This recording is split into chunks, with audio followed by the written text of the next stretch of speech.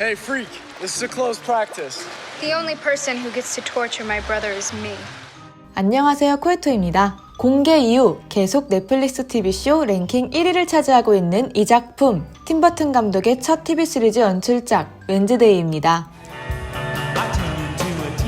전 이 기막힌 댄스씬에 영업돼서 틀었다가 거의 하루 만에 정주행을 완료했는데요. 팀버튼 고유 색채에 해리포터 1스푼, 추리 1스푼, 고어 반 스푼, 성작물 2스푼, 로맨스 반 스푼 넣은 고딕풍 하이틴. 취향 탈 것 같은데 은근히 대중적이라 가볍게 보기 좋았습니다. 늑대인간 사이렌, 고르곤, 뱀파이어까지 세계 곳곳의 별종들을 모아둔 기숙학교 네버모어 아카데미에 입학한 웬즈데이가 주변에서 벌어지는 미스터리한 살인사건과 그 중심에 놓인 몬스터의 실체, 학교에 얽힌 가문의 비밀을 파헤쳐가는 과정을 담은 시리즈죠. 웬즈데이의 시작에 놓인 작품은 그 유명한 아담스 패밀리, 영화나 드라마가 유명하지만 그 이전 1930년대 찰스 아담스가 뉴요커에서 연재한 만화가 원작입니다. 섬뜩하고 기괴하지만 너무나도 매력적인 이 가족에게 상상력을 덧댄 다양한 각색작이 등장했고, 영화 아담스 패밀리는 엄청난 흥행 성적을 거두기도 했죠.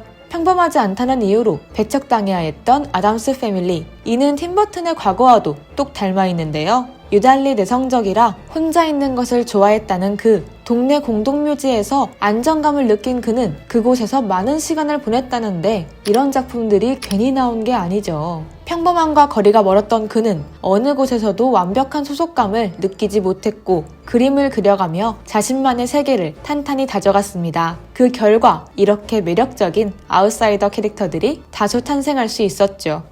Tim Burton and Wednesday Addams are like a marriage made in heaven. 네버모어 별종들의 이야기, 어쩌면 팀버튼을 위해 쓰여진 각본이 아닐까 싶을 정도였는데, 아니나 다를까 웬즈데이의 대본을 본 팀버튼은 직접 전화를 걸어 연출을 맡겨달라 이야기했다고 하죠. Particularly love Wednesday because she shares my worldview on things. 웬즈데이와 거의 비슷한 10대 시절을 보냈다는 팀버튼 감독. 그는 대본을 보며 내가 학교에서 어떤 감정을 느꼈는지, 부모님에 대해 어떻게 느꼈고 내 정체성을 어떻게 확립해 나갔는지 떠올렸다고 밝혔습니다. 팀버튼과 아담스 패밀리의 인연은 꽤 오래전부터 지속되어 왔는데, 알고 보면 그가 아담스 패밀리의 실사 영화 연출을 맡을 뻔했다는 사실, 이후 일루미네이션과 함께 스톱모션 애니메이션으로 아담스 패밀리를 리부트하는 프로젝트도 추진했으나 스튜디오와의 의견 차이로 무산되고 말았습니다. 이렇게든 저렇게든 30년 만에 메가폰을 잡았으니 아담스 패밀리에 대한 팀버튼의 애정을 확인할 수 있는 부분이죠. 실제로 극 중에선 그 흔적을 여러 찾아볼 수 있는데요.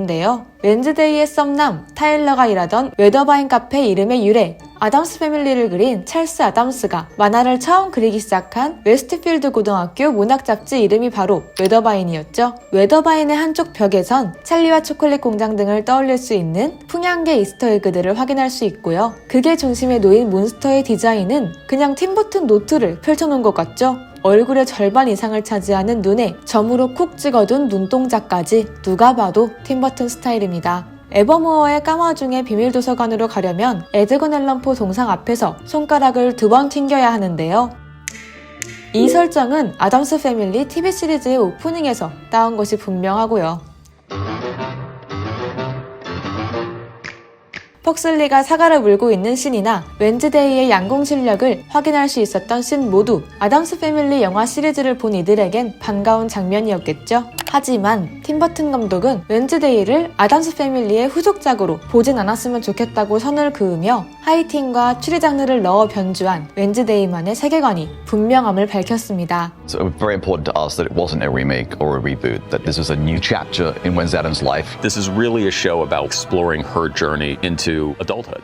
현대를 배경으로 별종과 평범한 사람들의 대립서사를 큰 축으로 세웠다는 점도 돋보이는데요. 초능력을 지닌 별종들이 모인 네버모어와 그들을 경계하는 제리코 사람들, 나와 다른 이들을 본능적으로 배척하는 경계심을 넘어 혐오와 범죄로 번지는 극중 몇몇 사건들에선 현 사회의 단면을 충분히 겹쳐 읽어낼 수 있습니다. 시크한 얼굴로 이 모든 악행을 바로잡는 소녀, 웬스데이는 제나 오르테가가 연기했습니다. 그녀의 창백한 피부, 알고 보면 다 분장이었다고요? 제나 오르테가는 멕시코계, 푸에르토리코계 혈통을 이어받은 라틴계 배우입니다. Wednesday is technically a Latina character, and that's never been represented.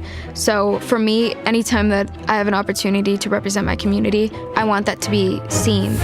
Who doesn't have a spooky built-in altar in their family library? Ours is in the living room. More seating for a year-long Dia de los Muertos. 너의 모든 것, 스크림, X 등에 출연하며 꾸준히 필모그래피를 쌓아왔죠. 알고 보면 평소 팀버튼의 광팬이었다는데 오디션 전날 너무 떨려 잠들지 못할 정도였다고 합니다. 동생과 함께 호수에서 특별한 낚시를 하는 장면, 공감 능력이라곤 1도 없는 대사로 애완손 싱의 속을 벅벅 긁는 장면, 팀버튼 감독 앞에선 이렇게 두 장면을 연기했다고 하는데요. 팀버튼은 오르테가의 강렬한 첫인상에 반해 그녀가 대사를 읽기도 전에 이미 캐스팅을 마쳤다고 하죠. 제나 오르테가는 스크린의 1대 웬즈데이 크리스티나 리치와 호흡하는 씬도 많았는데 크리스티나 리치는 네버모어 학교의 기숙사 사감 손힐을 연기했습니다. 웬스데이 선배님 앞에서 떨렸을 법도 한데 두 사람은 촬영장에서 캐릭터에 대한 이야기는 나누지 않았다고 하죠. 그도 그럴 게 두 캐릭터 사이엔 확실한 차이가 있었으니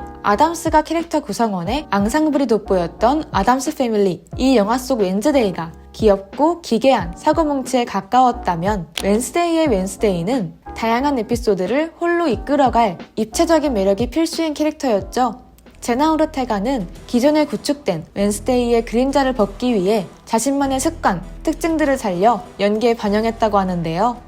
So I went to fencing lessons twice a week. No. Quick. Good. I went to cello lessons twice a week. Yeah, that's it. I would walk like Wednesday, and I think that people thought I might have been kind of crazy because I wanted her to be specific and certain and assertive. She's like a silent movie actress in the sense where she's able to convey things without words.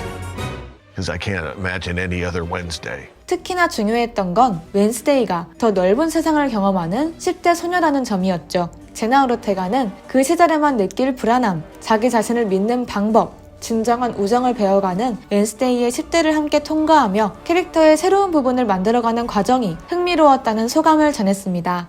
웬스데이와 환상의 호흡을 자랑한 아담스가의 손목, 싱의 수신호는 그날그날마다 즉흥적으로 지은 결과물이라는데 기술의 힘을 빌리기보단 아날로그적인 느낌을 살리고 싶었던 팀버튼 감독. 그는 실제 배우가 싱 역을 맡길 바랐고 마술사 겸 이벤트 엔터테이너로 활동하던 빅터 도르반투가 화려한 손연기로 싱을 제대로 연기해냈죠.